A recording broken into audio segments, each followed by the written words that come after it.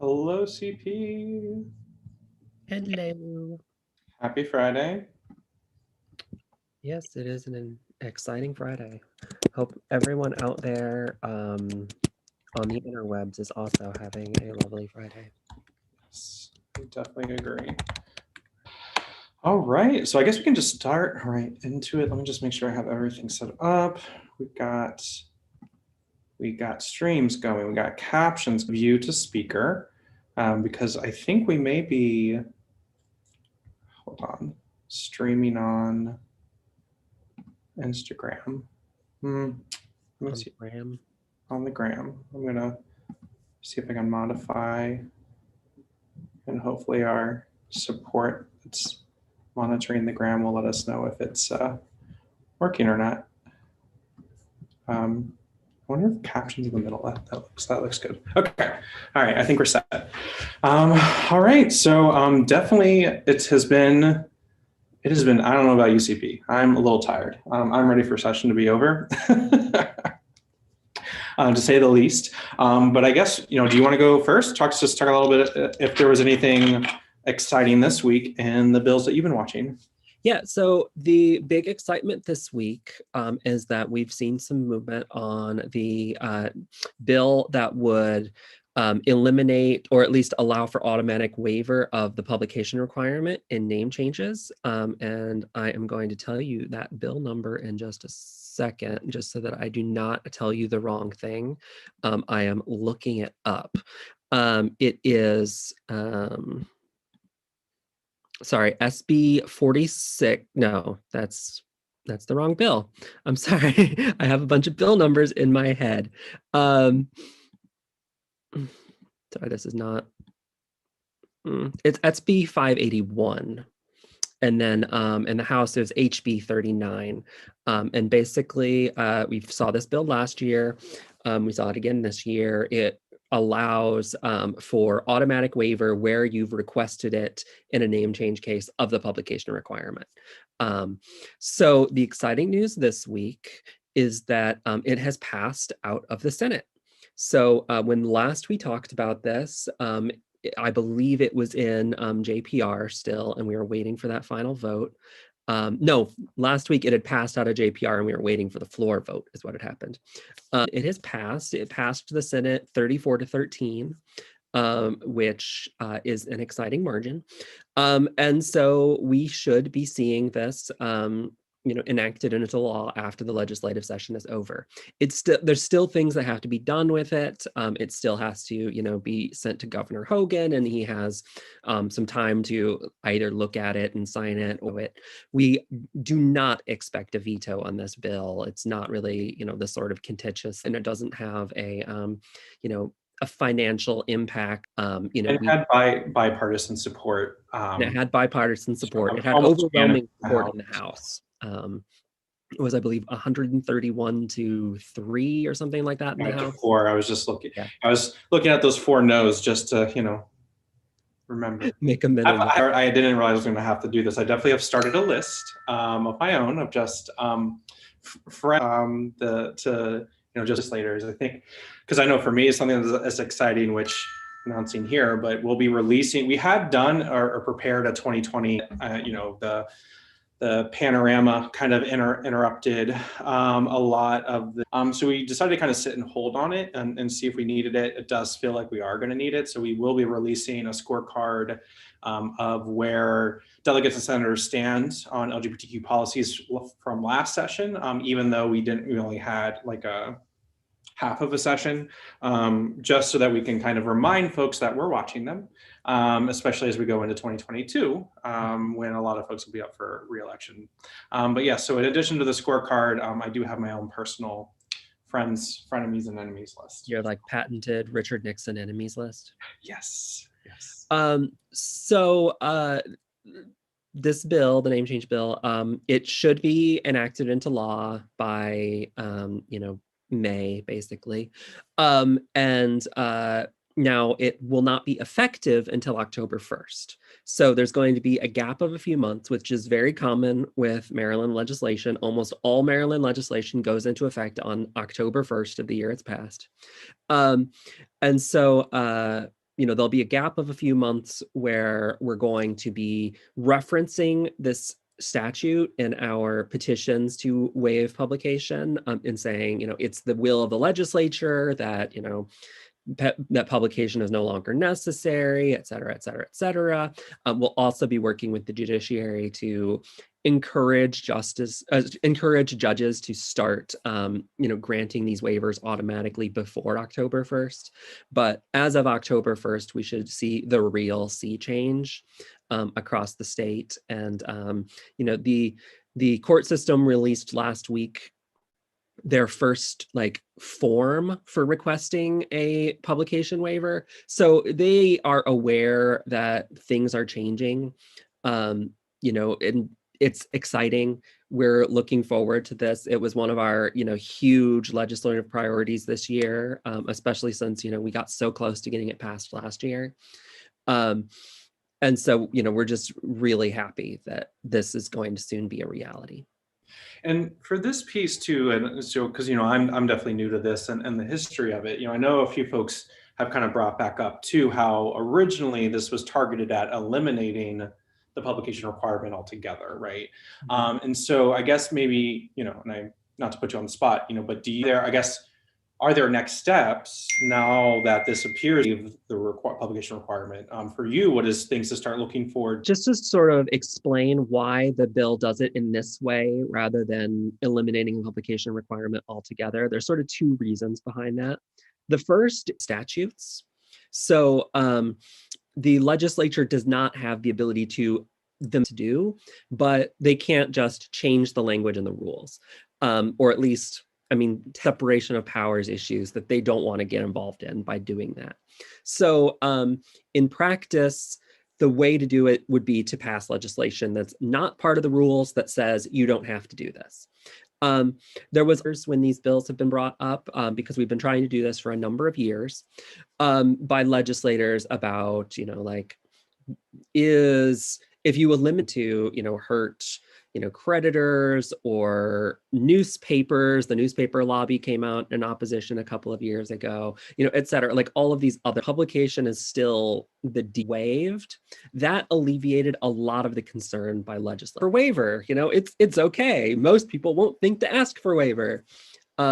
So most people will think to ask for waivers, especially because the court system is going to be doing a good job of telling people that waivers are available now. But, that was a useful thing to have in hand when we were in the legislative committees and people were, skeptical of change. As for moving forward and getting rid of the requirement altogether, there is a process going on with the court system right now. They have put together a name change work group that is considering a number of changes to the rules around the name change process. We are actively involved with that, and we're pushing for the complete elimination of the name change, of the publication requirement. So the courts will, especially after this law goes into effect, say, why do we have this requirement anymore? It's not serving the purpose it once did, and there's this huge way out of it. I'm fairly confident result through the courts amending the rules. It's going to take a little while because first it has to suggestions to the rules committee, and then the rules committee has to consider the rules and make their suggestions to the Court of Appeals as to what change a while, which is why the legislation was a much step in the short term, decisive rules from the legislature in a relatively short amount of time, and then for the court system. That said, we do not see our advocacy, on the legislative front over in the name change arena.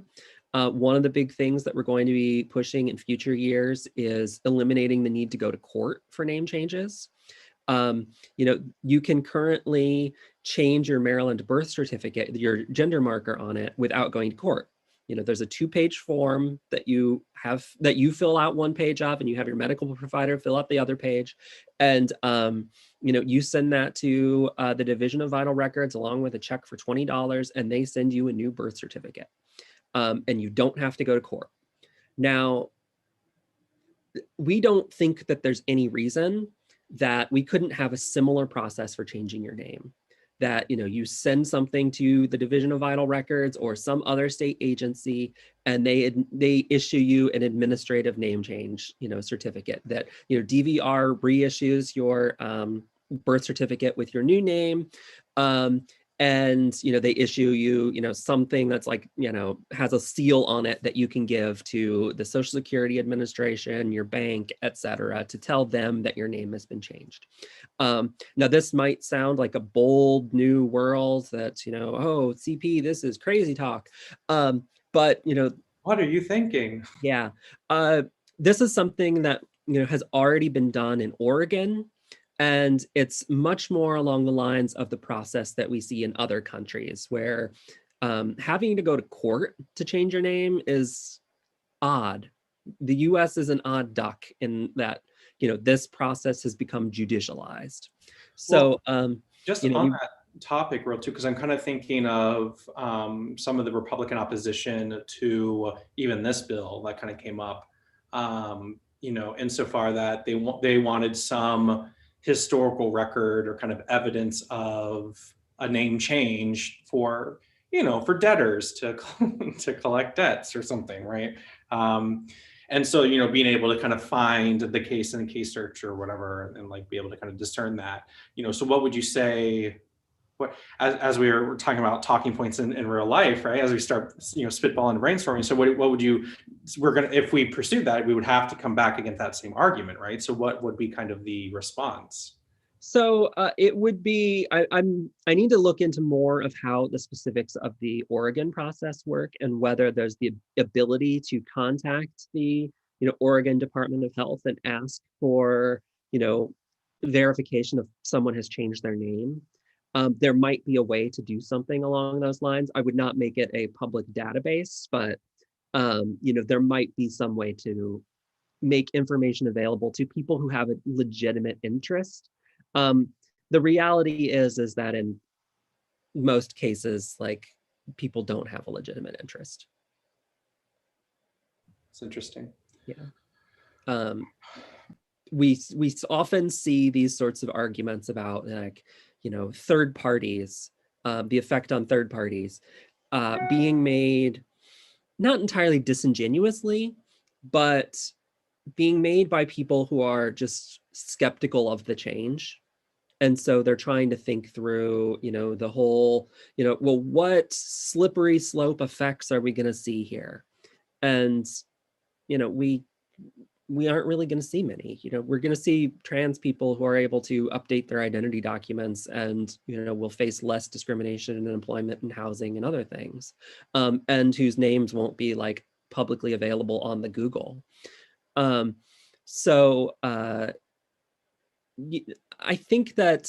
do think that pushing the administrative change is going to be a harder lift. And that's why we did this step of it first.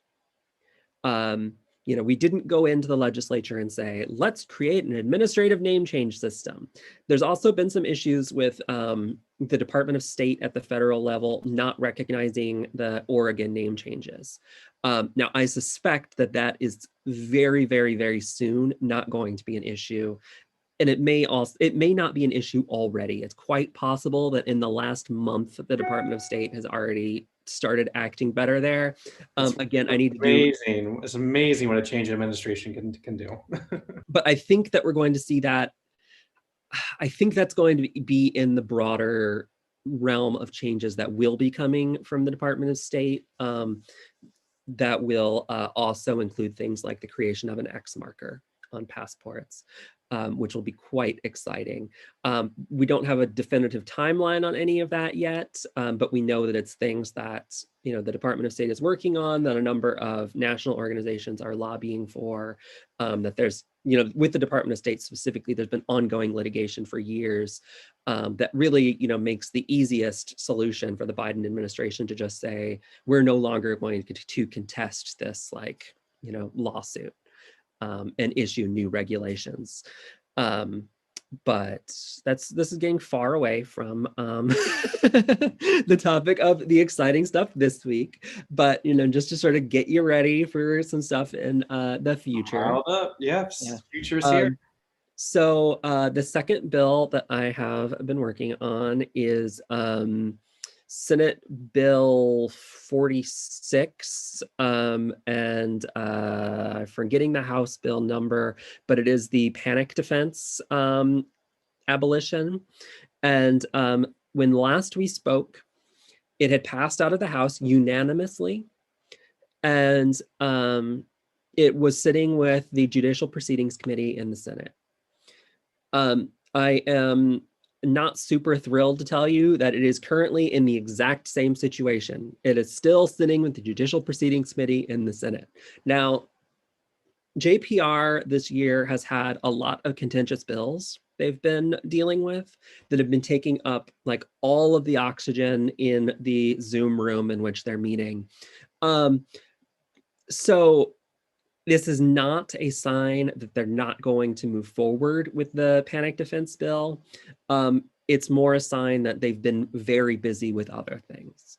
I mean, just for context for folks too, like I'm going to share what we were just looking at in our Airtable tracker that can be found on our website.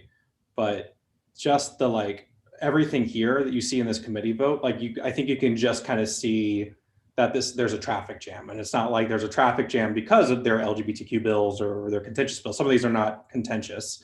But there's just and this is just our like the things that we're following, not even like the full scope of a lot of the other decrim bills, the police reform bills, right? And so it is just one of those things, I think, between sessions interruption, and I think actually, I don't even know. For me, it's like, I think I was talking with someone about this the other day too, of just, is there an intentional strategy on behalf of some individuals to take as long as humanly possible to pass some things as like an effort to reduce, the amount of progressive or, democratic legislation kind of being passed? Which after, kind of being in a few of these voting or just witnessing or watching some voting sessions, and I think, I'll probably talk about this with the Inclusive Schools Act, it does feel sometimes that there's just like, I'm here to grandstand and like filibuster, more or less. It feels like there's like a filibustering going on, to be completely frank, at the state level. But I don't know if that's a widely shared opinion or observation, or if or this is normal, because again, this is kind of new for me, but. Well, JPR has had a long tradition of being very slow and being, it's been better in the last few years, but being a place where bills go to die. I don't think that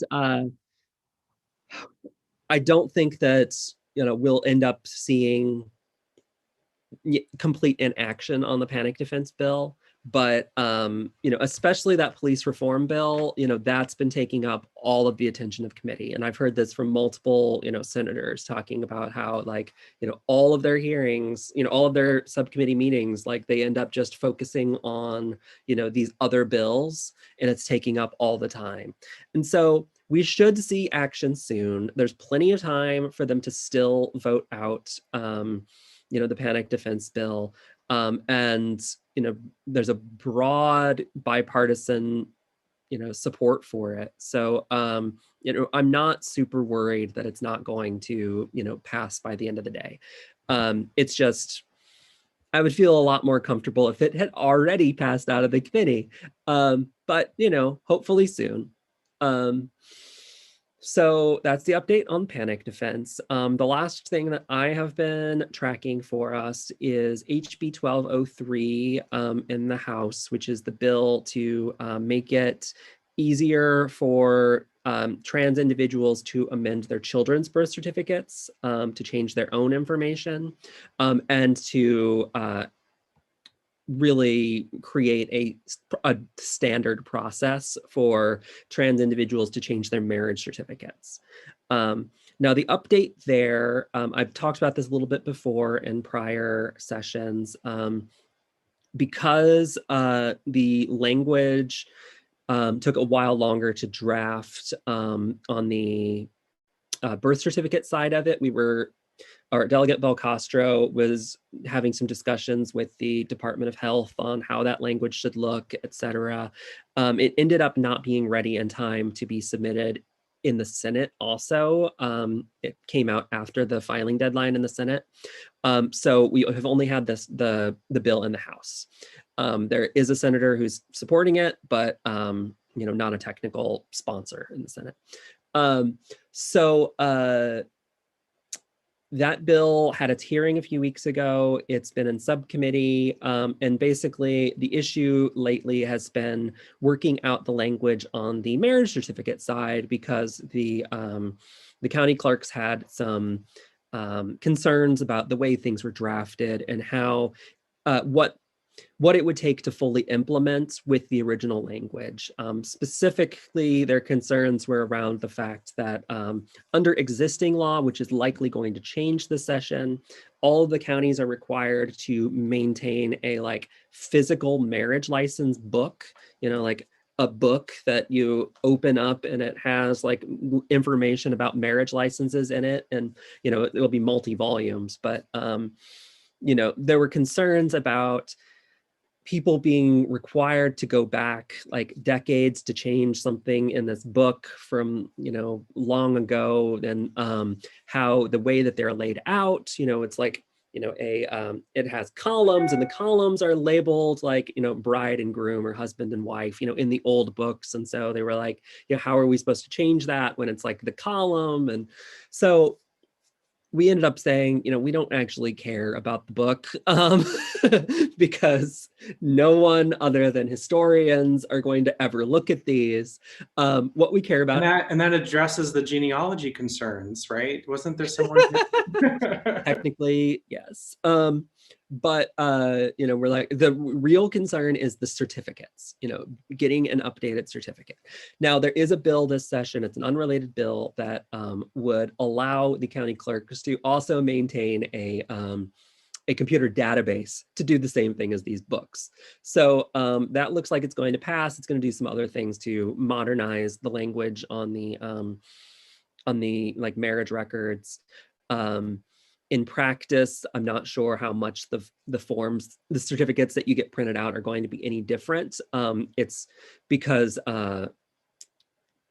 they've already changed years ago to doing this thing where it's a blank field that has no title for it, for the name of the person, and then a blank field for the other person. The old forms would be bride and then name, groom and then name. Now, in their system, it's still the field is named something. So the way that it's named in the system that doesn't show up on the form is going to change, and some technical things. It's all great. It's for the good, but it's not highly contentious. That would enable the sort of changing of computer records that we normally think of in a way that you wouldn't change the physical book. So the bill has had a lot of sort of tweaks that it ended up needing, and it's much stronger now, and there's certainly some things that have dramatically improved, and I will say that. The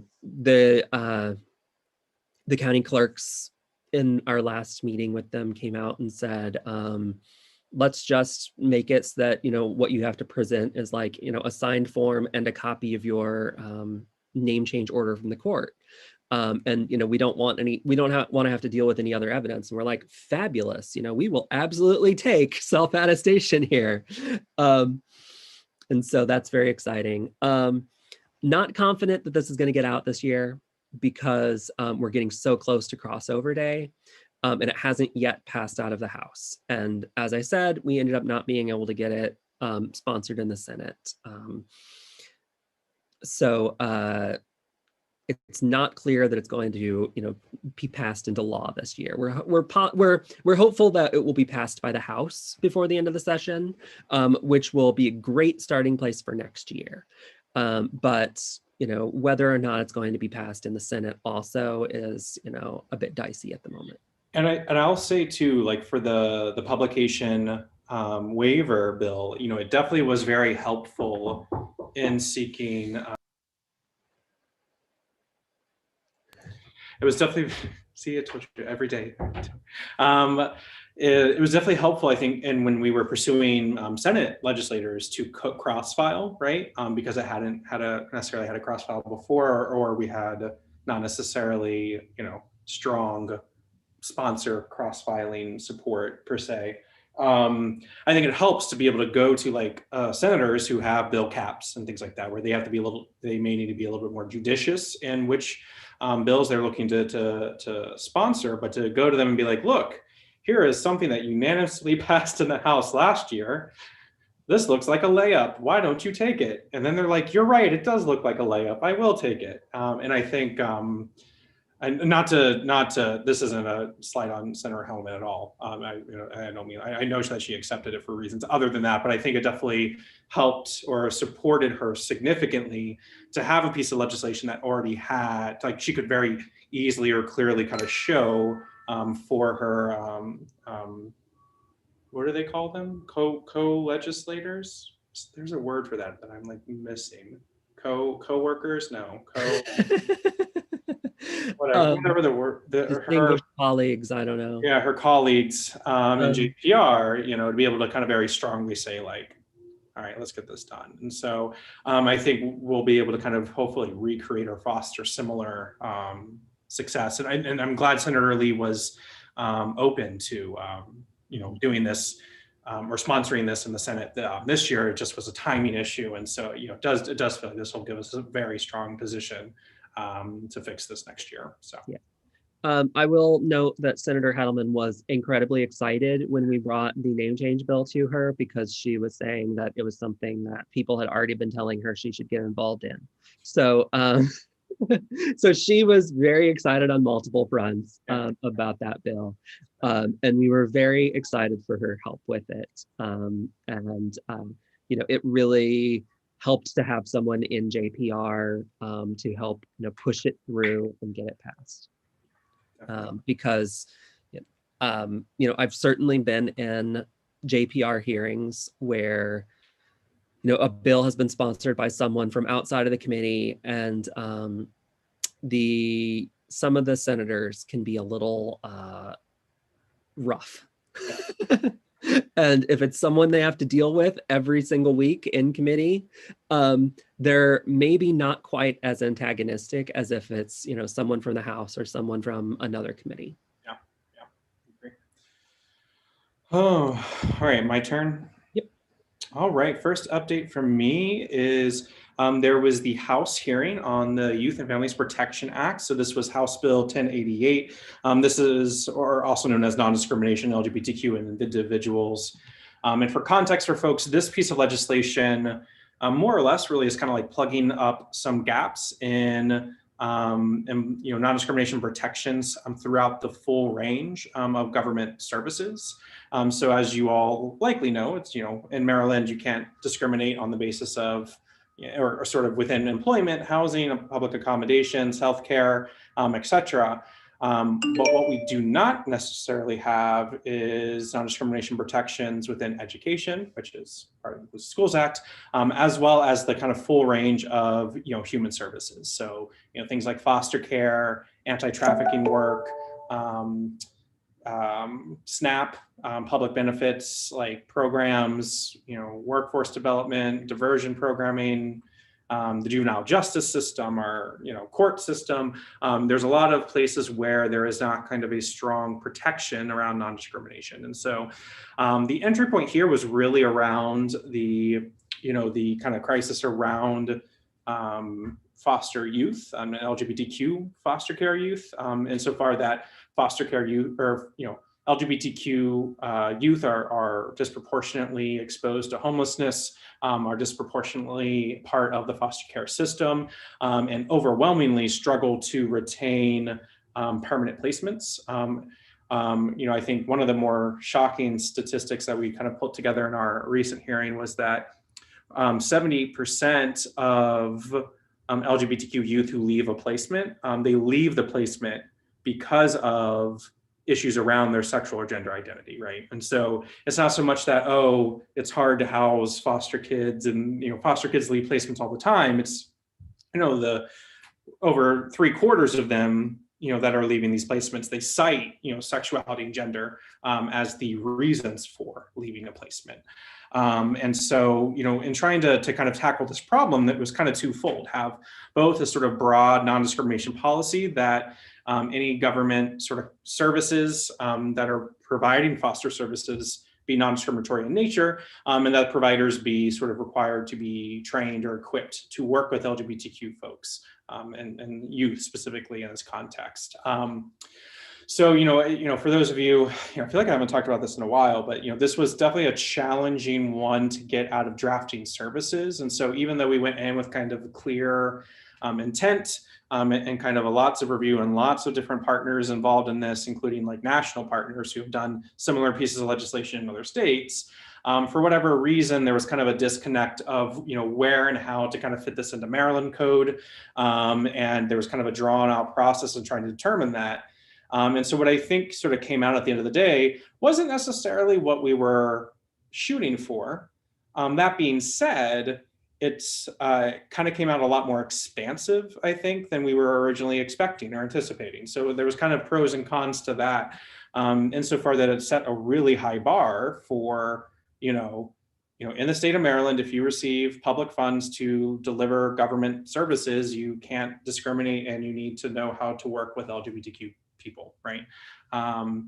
And it's not necessarily something that's actually ever really been seen done in other states, to have like your entire code, be sort of headed by these non-discrimination sort of policies or protections. So Senate hearing went okay. There was some opposition from the judiciary, which we quickly corrected. So judiciary is in favor of the bill. There were concerns over who would conduct sort of education and training. And so we were able to get amendments in to kind of clarify, that they would have control over determining, how, where, when, who, and what, as long as it was still kind of inclusive of, this training was still inclusive of gender identity and sexual orientation.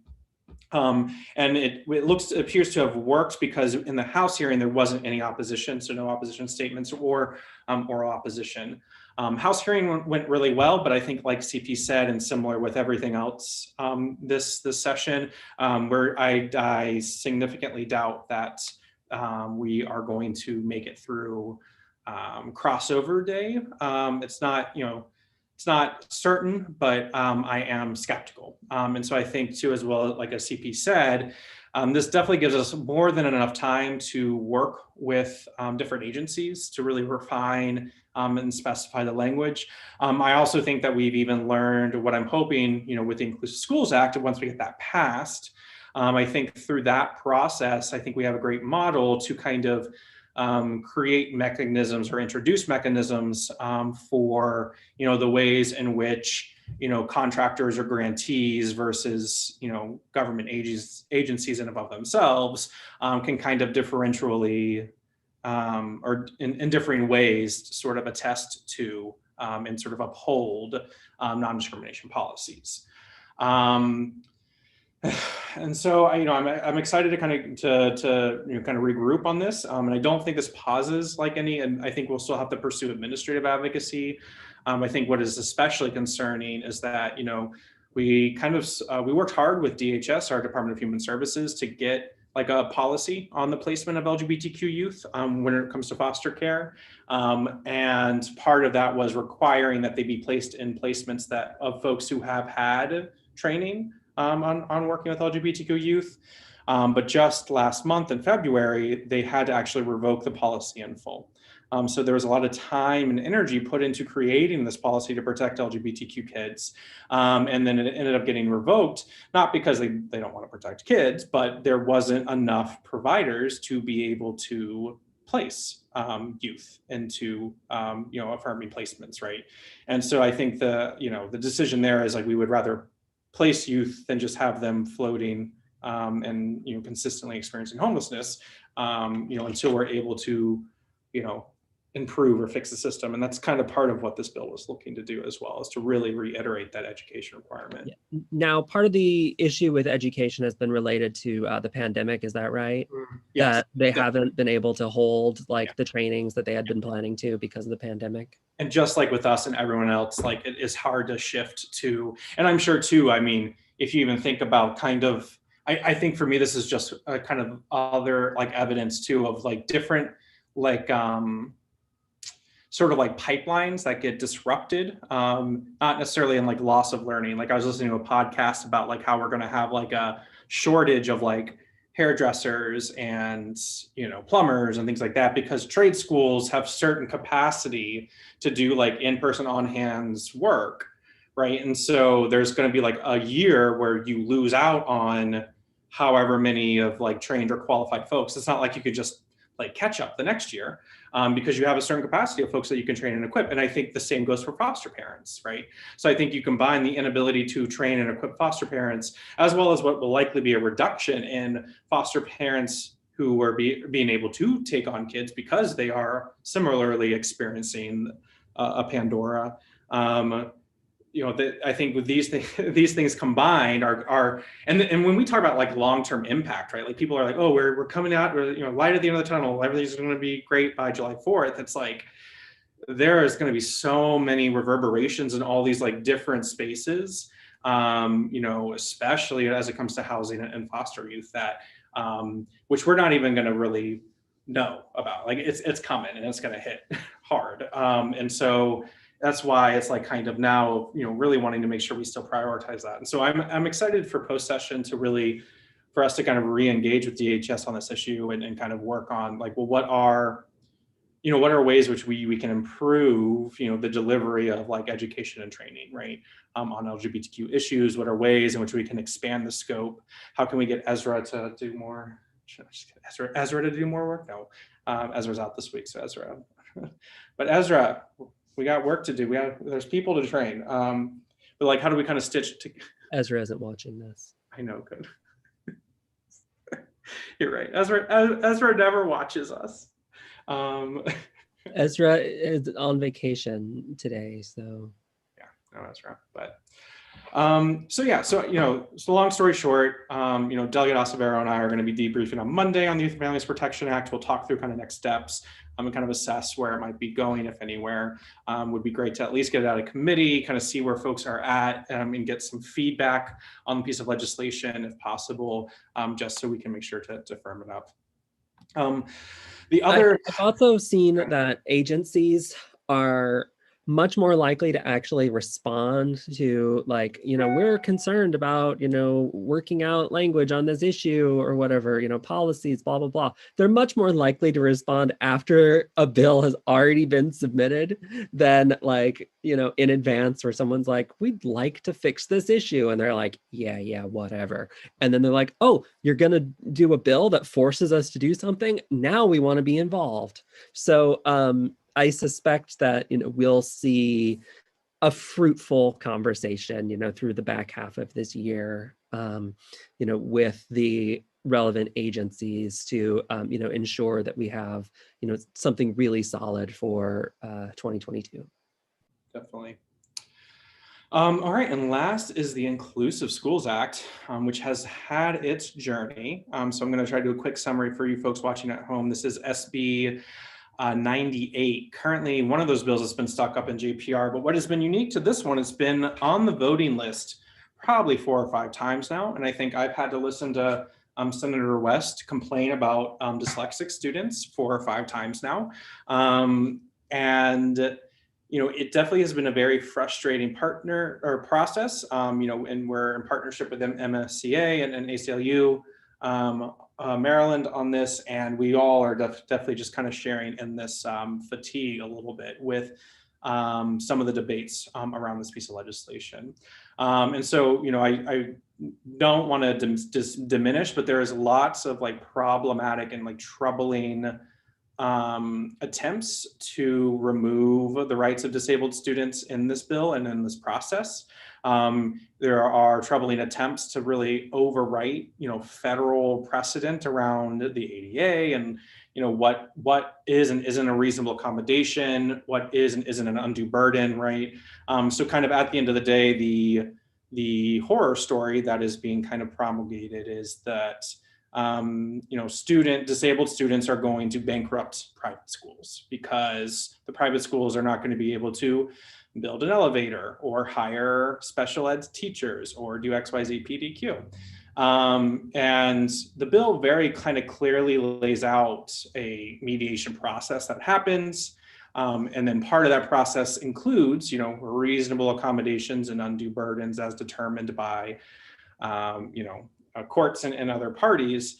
But, just kind of this insistence on getting a definition of what is and isn't a reasonable accommodation or undue burden is unprecedented because, it is consistently been upheld as needs to be a one-on-one or individual assessment. There's no one size fits all with disabilities on what is reasonable or isn't reasonable. And there's no one size fits all on what is an undue burden given depending on what is trying to be accommodated, right? And so it's definitely been frustrating. Aside from that, we were caught off guard a little bit last Monday, right? So there was a voting session in JPR, and suddenly there was some Democratic support for a Republican amendment that would strike the last 5 lines of the piece of legislation, which would have required just like public schools, would have required that the non-discrimination policy be written and maintained. And so I'm just going to show real quick. I can pull it up. The last 5. Oh, here we go. So earlier in this piece, in the legislation, there is a long list of requirements for public schools, and then there's these last 5 lines of any state-funded public or private schools must adopt and maintain or shall develop and maintain a written anti-discrimination policy. And they wanted to strike this in full. And so we immediately were alarmed that support for this and kind of did a lot of advocacy around it. It appeared by Friday when this came back up for a vote that Democratic support for that amendment had dropped. And we were brought to the table this week to kind of figure out why there was this sudden kind of support to not have this. And so I was able to have a conversation yesterday with a few of the senators and the partners on this bill, as well as the stakeholders, that were concerned about this, which, surprise, surprise, were some conservative Jewish schools, as well as Catholic schools. And so for me, what was interesting about that, the meeting was it definitely has been a while since I've had to argue with religious leaders about sexual orientation and gender identity. So it definitely was a good little reminder how to bring up my Catholic origins and pull them out on full display. But I think for me, it actually ended up being a really great exercise, and especially for the senators that were on that call, because I think they got to see that the intent behind striking this from the bill and the intent behind non-private or non-public schools in adopting this policy, despite attesting to the government that they have this policy, but not being required to publish the policy. It kind of showed that they very clearly were trying to attest to the government policy, but not actually let anyone know that they have this policy, because that policy actually conflicts with their religious beliefs, which is like verbatim the reasons they were saying for not wanting to publish a policy. It's like, we don't want to publish a policy that conflicts with our religious beliefs, which for me was, very astute of like, well, how can you then attest to a policy that conflicts with your religious beliefs? So what about publishing it is different. And so I think in that space, they kind of clearly saw where the opposition was coming from, and that it really wasn't a good faith opposition that honestly was kind of, called into question the entire idea of like attesting to a policy, but not actually attesting to it. And so interestingly enough, Senator Waldstreicher kind of got us full circle, and we got to a place where we located that part of the major concern was around this writing where, line 3 shall develop and maintain a written anti-discrimination policy. And so the resistance was located in like, I myself, as someone who does not believe in gender identity or sexual orientation, I cannot develop or write an anti-discrimination policy related to it. That is conflicting with my religious beliefs.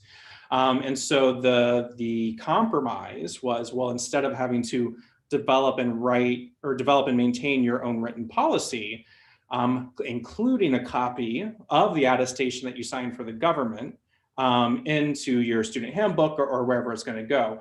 And so what's actually great is that that attestation, which the language is here, right here, so these lines here, that for me is actually better because we don't actually have to worry about what anti-discrimination policies schools are going to write, and then we don't have the trouble of like ensuring that they're just like writing an anti-discrimination policy that doesn't actually include certain protected classes or something along those lines. So it's like, yeah, actually we were kind of wanting a copy and paste job anyway. We just didn't think you were going to go for that. But if this is a great idea, we should just, you're right.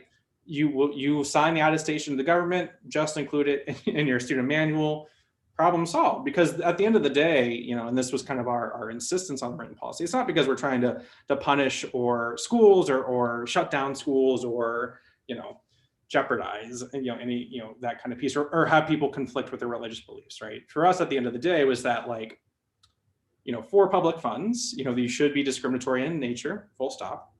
Second, the insistence on it being a written policy is based in science that, schools that have written anti-discrimination policies just fare better than schools that don't. And so all students, not just LGBTQ students, all students, have reduced instances of bullying, reduced instances of harassment, reduced instances of absenteeism, improved grades, et cetera.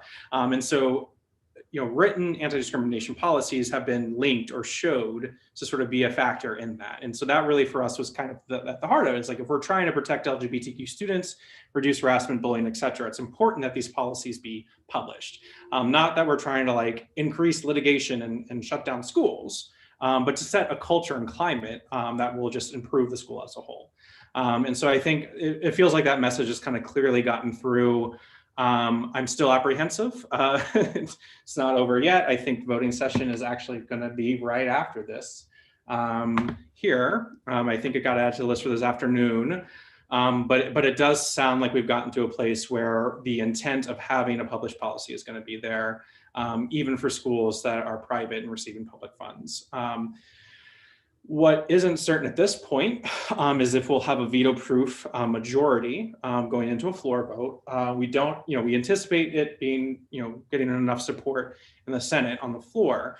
We just don't know how much, and so that'll definitely be where, depending on where we land. I mean, we have to wait for it to get off out of committee before we can kind of move into the next step of pressuring the full Senate and Senate members to vote in our favor on this one. So stay tuned for that. But yeah, it'll remain to be seen whether or not this has a veto-proof majority. And this is, unlike, I think, CP, like you said, unlike the publication name change waiver, this one is something that might actually catch the governor's eye and is definitely susceptible to a veto. And so I'm hoping that's something that we can avoid. So crossing my fingers. Cross your fingers. That's all I have. Man, it's been a week, CP. We're almost there, halfway through, a month left, right? When's crossover day actually? I'm forgetting. Crossover day is Monday. Crossover day is Monday, and then session the 9th? Something like that. Yeah, it's early April. Yeah, we're close. We're getting close. So fortunately, the bills that have sponsors in both houses, like crossover day, is less important for them because, like the Inclusive Schools Act, for example.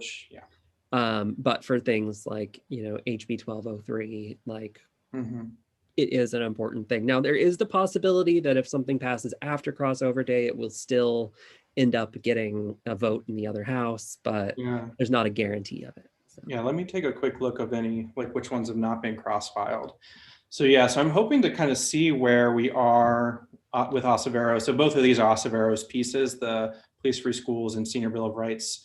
And so, I haven't been following them as closely. And so I'll, definitely make sure to get his update on Monday. Automatic expungement, we talked about a day where that doesn't look hopes are not high for that. The People's Commission to Decriminalize Maryland have been working on that one, and things aren't looking too good for that.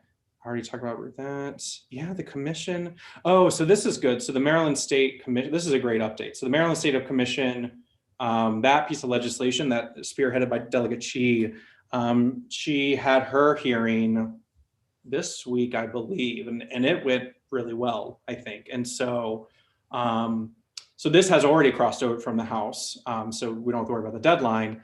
And so now it's in the Senate Education, Health, and Environment Committee for a vote. But this is a piece that I'm honestly hopeful for. I think the only concern we had about this piece was there was a fiscal note for it, but I can't imagine that it's not a huge fiscal note, and so I can't imagine it being enough to like not have support in the full Senate for a vote.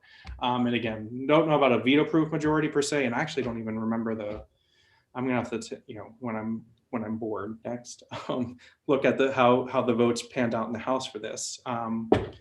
But that's exciting. So that's one that already crossed over. But the other one, the Commission on History, Culture, and Civics and Education, I'll ask Acevero's just really, he's sponsoring all the good pieces this session. So I'm gonna have to send them like a fruit basket or something. So and yeah, again, this session, like a lot of the in the Senate especially, they had some tough restrictions on how many bills they could sponsor. And so there were a lot of House members that were having difficulty finding Senate sponsors just because of those limits, because there's 3 times as many delegates as there are senators. And so, and then they had roughly the same number of bills that they could submit.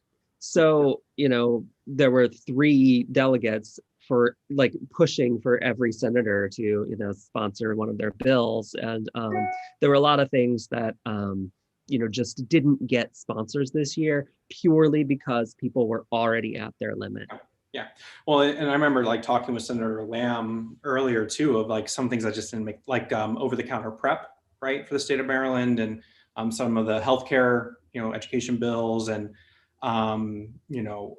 there's definitely were a handful of pieces, and when folks ask, like, oh, why didn't you move this forward? And it's like, it's really hard. I mean, it's hard enough as it is to move bills that don't have cross files, but I think this is kind of clearly showing that, you're not that it's not about wasting time, but it's just better to go into session with bills being cross-filed and having co-sponsors, because it is significantly harder to get something through the House, through crossover day, and hearing and voted on by the end of session.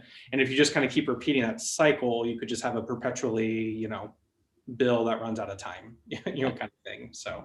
And because of how last session ended, just to remind everyone, session last year ended about this time in March, 3 weeks before it was supposed to because of the pandemic. There were a lot of bills that were expected to pass, such as our name change bill last year, that didn't have time to get through either the House or the Senate.